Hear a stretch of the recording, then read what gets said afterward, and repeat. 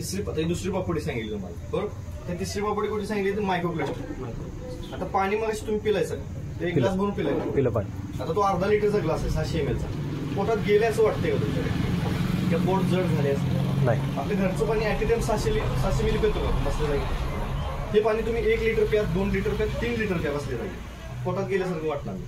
का तर मशीन काय करते, मला सांगितलं बघा तुम्हाला, मशीन पाण्याला आतमध्ये क्रश करते, ब्रेक करते, तोडते, हलकं करून एकदम मायक्रो क्लस्टर करते. म्हणजे पाण्याला एकदम हलकं. आता पाण्याला पण पातळ जड पाणी आहे. जड पाणी पातळ पाणी. आपलं रेग्युलरचं पाणी जे आहे ते 20 ते 25 मोलिक्युल्स आहे, बरोबर. जड असल्यामुळे काय होते की अर्धा लिटर किंवा 200 ml जरी पिलं घरचं पाणी ते पोटात राहते, पोट भरल्यासारखं वाटतं, बरोबर.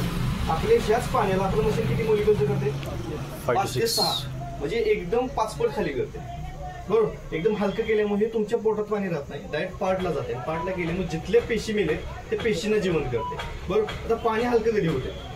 गरम केलेलं पण पाणी हलकं होतं, बरोबर. पण गरम केलेलं पाणी अर्धा लिटर पिऊ शकतो का? पाण्याला गरम सुद्धा करायची गरज नाही, मशीन ऑलरेडी सूक्ष्म करून देते. 2 ठिकाणी जिरण, 2 ठिकाणी हळद घेऊ आपण, बरोबर.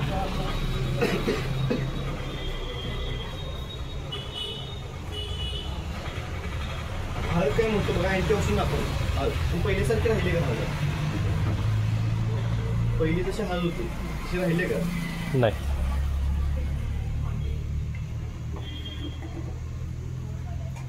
हळद घेतलेले. आता हे जिरा आहे. आता जिरा हा लाकडामध्ये मोडला जातो बघा, बरोबर. जिरा किंवा बडीशेप, जिऱ्यातल्या बडीशेप मधला अर्थ कधी निघतो? ज्यावेळेस एक फुटणी मारतो त्यावेळेस किंवा गरम पाण्यात टाकतोय त्यावेळेस. आता एक ठिकाणी आपण सरोडचं पाणी घेऊ.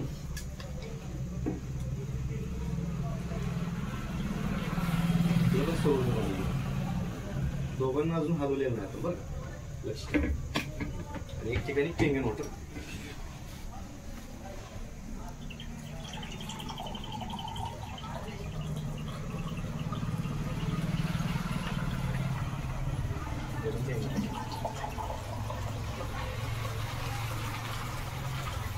काय करू? दोघांना अजून हलवलेलं नाही, हे डिझॉल्व्ह झालं यामध्ये, बरोबर. जिऱ्यातला अर्क काढला आपण. जिरा किंवा बडीशेप लाकडामध्ये मोडली.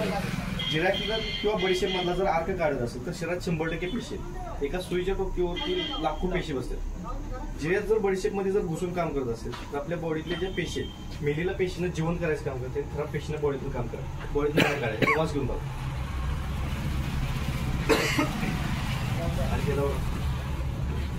याचा 1% देणार.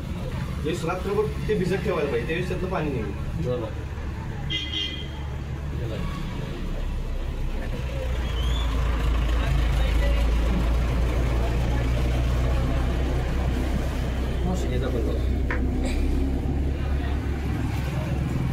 त्याचा 1% देणार नाही.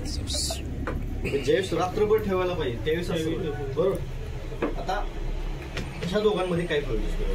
हळद सेमच आहे, पाणी चेंज आहे.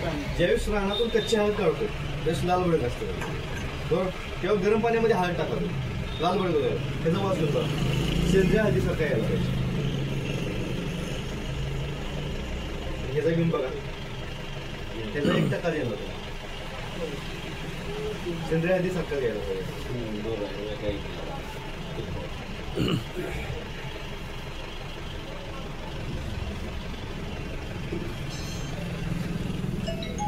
म्हणजे याला काय केले, रिटर्न टू नेचर केले. जशी पहिली हळद बिना पेस्टिसाइडची, बिना केमिकलची होती, रिटर्न टू नेचर केली. ज्या गोष्टी आपण बॉडीमध्ये खातो, त्या गोष्टी आपण बॉडीमध्ये खातो, सकाळी उठल्यापासून संध्याकाळी झोपेपर्यंत सगळ्या केमिकल पेस्टिसाइड, बरोबर.